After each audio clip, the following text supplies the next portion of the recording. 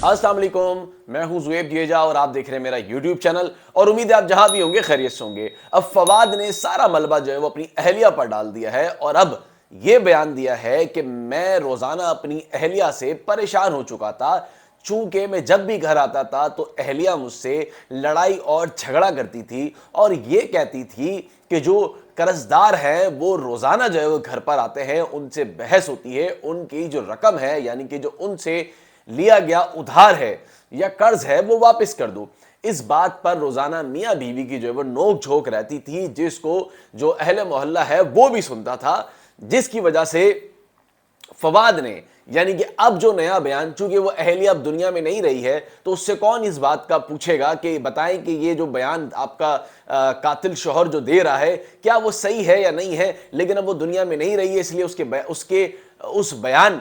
जो उसने अब पुलिस को दिया है वो ये दिया है कि रोजाना की नोक झोंक से मैं परेशान हो गया था और आज भी मैं एक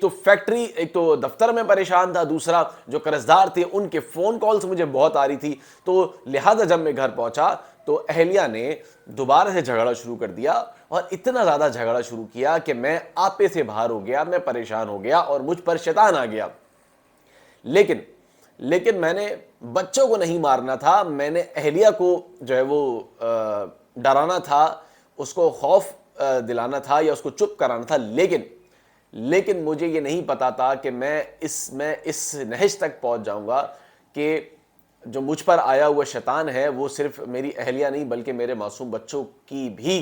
जो है वो जान ले लेगा, वो भी मेरे हाथों। और फिर ऐसा ही हुआ कि मैं नहीं चाहता था, उसको चुप कराना चाहता था, लेकिन जब मैंने उसको चुप कराना शुरू किया या उसको कहा कि खामोश हो जाओ, मैं परेशान हूं, तो उसने मजीद जो है वो ऊंची आवाज में बात करना शुरू कर दी, जिस पर मैंने उस पर पहले हाथ उठाया। जब वो नहीं, फिर भी वो चुप नहीं हुई तो फिर मैंने उसको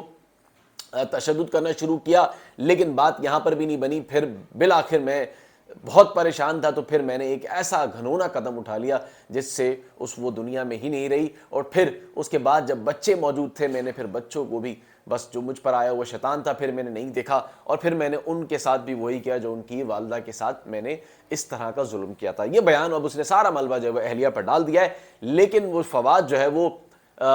कराची का नहीं बल्कि पिंडी का रिहायशी है, रावलपिंडी में वो रहता था और कुछ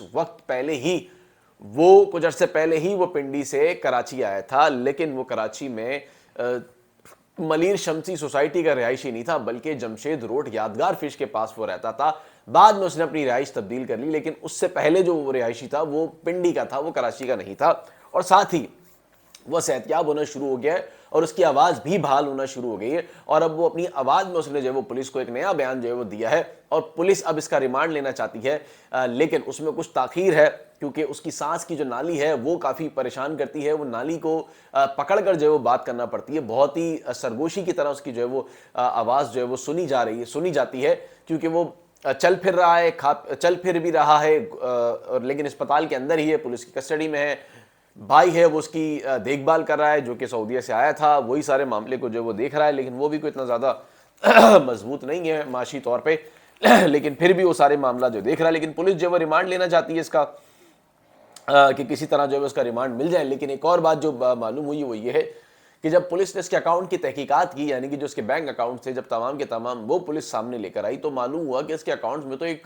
कौड़ी भी नहीं है, यानी कि एक सिंगल पाई भी नहीं है देने के लिए कर्जदारों को। और जो कर्जदार हैं वो भी खामोश हो चुके हैं, वो भी सामने नहीं आ रहे हैं।